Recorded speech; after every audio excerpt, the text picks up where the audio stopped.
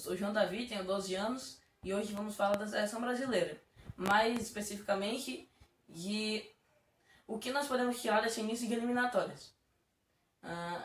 Que vemos até agora o jogo contra a Bolívia, que foi 5-0, que na verdade era o time B da Bolívia, porque a Bolívia estava poupando os jogadores para tentar ganhar da Argentina e acabou que não deu certo porque a Argentina perdeu, porque a Argentina ganhou. Teve o jogo contra o Peru, que o Brasil jogou bem, conseguiu vencer fora de casa. E teve esse jogo contra a Venezuela, que muitas pessoas estão apontando como o pior jogo até agora.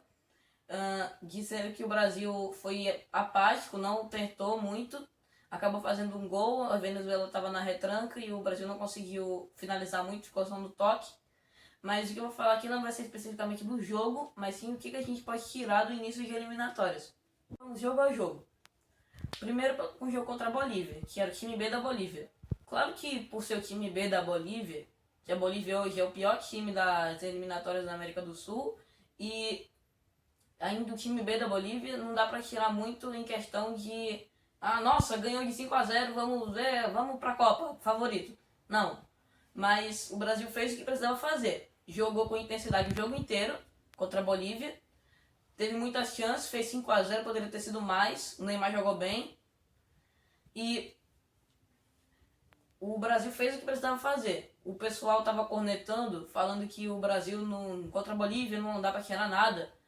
E realmente não dá para tirar nada quanto a goleada em si, mas dá para tirar quanto a forma como o time jogou, com intensidade, do início ao fim.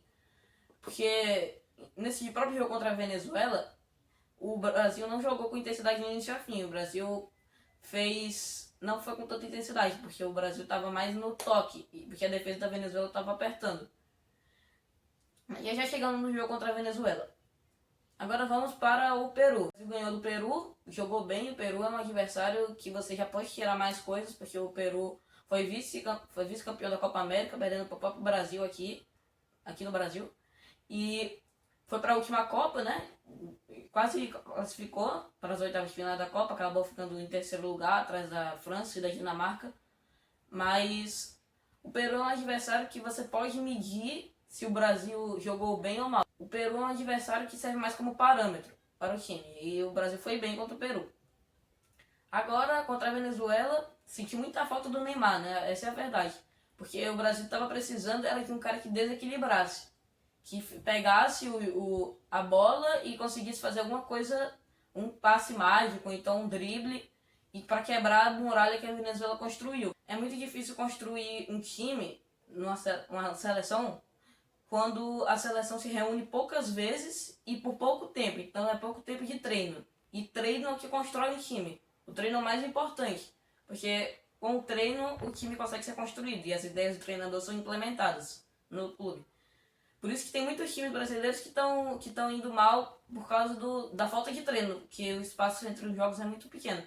Mas a questão não é os clubes. Continuando. Apesar de ser muito difícil construir uma nova ideia de jogo, é bom o Tite treinar para diferentes adversários. Porque o jogo que funcionou contra a Bolívia e contra o Peru não necessariamente funcionaria contra a Venezuela, e foi o que aconteceu. O Brasil ganhou, mas não encantou e chegou longe de encantar. Nenhum jogador fez um jogo muito tão bom assim. O Everton Ribeiro fez um jogo a partida ok, alguns outros jogadores foram ok, mas o Brasil poderia tentar planos de jogo diferentes dependendo do adversário. Ainda mais nessa era moderna em que você tem o raio-x de todos os adversários que você joga contra. Você pode treinar eles e mostrar para os jogadores os pontos fortes e os pontos fracos de cada um dos adversários. Dar um plano de jogo específico para cada um deles. Ou pelo menos para alguns. Tipo, você jogar a mesma coisa contra um time, sei lá, como o Bayern de Munique, por exemplo. Só um exemplo, porque a seleção brasileira nunca vai jogar contra o Bayern de Munique. Mas um time que ataca, que vai pra frente, ou com um time, sei lá, como o Corinthians, que se defende e que não é que é mais reativo, não é o time mais que propõe o jogo. Se você jogar com uma forma contra um ou contra o outro, e aí eu não tô entrando no mérito da qualidade dos jogadores, que eu tô falando do estilo de jogo. Às vezes você jogar no contra-ataque contra um time como o Bayern, que é um time mais ofensivo, E eu não tô falando do Bayern, repito, não tô falando do Bayern e as peças do Bayern, porque hoje em dia quase ninguém consegue vencer o Bayern. Tô falando do estilo de jogo, um time que ataca, que propõe o jogo. Se você jogar no contra-ataque contra um time como esse, pode funcionar, porque você vai esperar os caras virem, e aí com o erro deles você faz um contra-ataque veloz e consegue fazer um gol. Mas se você jogar no contra-ataque contra um time contra um time defensivo, o jogo vai acabar 0 a 0 porque ninguém vai conseguir propor o jogo. Ninguém vai propor o jogo e aí o jogo não vai andar. No caso do Brasil contra a Venezuela, o Brasil tenta tocar e conseguir construir uma jogada, sendo que o Brasil tem que se adaptar ao estilo de jogo de times mais defensivos, que não vão abrir os buracos com um time ofensivo, que abre os buracos porque os laterais sobem para tentar construir ofensivamente. Mas no caso de times defensivos, se o Brasil tentar criar espaços assim, não vai funcionar. Talvez tenha que investir num drible, uma jogada individual de algum jogador, mas aí não é o técnico, é o jogador.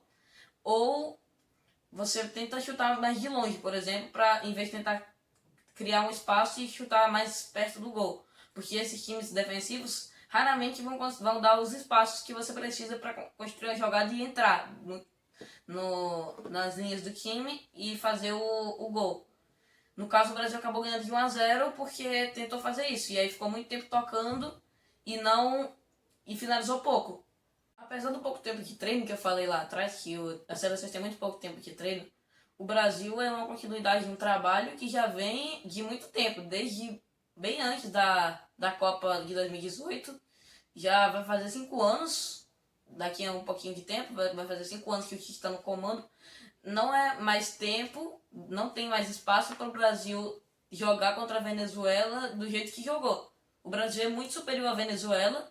A Venezuela tem crescido, é verdade, tem crescido dentro do futebol sul-americano, mas o Brasil ainda é infinitamente melhor que a Venezuela. Então é obrigação do Brasil tentar propor o jogo de forma que quebre a defesa da Venezuela. E isso aconteceu porque o Brasil ganhou, mas não da forma que era para ser. Tem gente falando que tá em crise, que a seleção acabou, que a seleção não vai ganhar nada e tudo mais, mas eu acho que não tem crise, tá longe de ser uma crise. E se tiver crise, imagina se fosse bom, né? Na crise o Brasil é o líder das eliminatórias com 100% de aproveitamento, imagina se não tivesse crise.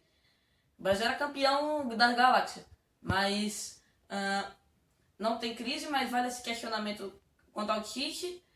Mas pra mim, pelo menos pra mim, analisando o trabalho como um todo, desde que ele assumiu, o Tite tem um bom trabalho na seleção. Para mim é o técnico mais qualificado para treinar a seleção, pelo menos dentre os brasileiros. E essas pessoas que estão falando que a seleção acabou, vai continuar existindo porque sempre existiu ao longo de toda a história. As pessoas sendo pessimistas quanto à seleção e criticando com frases feitas que muitas vezes não tem cabimento. Resumindo, eu acho que o Brasil vai se classificar sem sofrimento, mas eu acho que o Tite tem que usar essas eliminatórias para testar jogadores novos, para convocar para a Copa.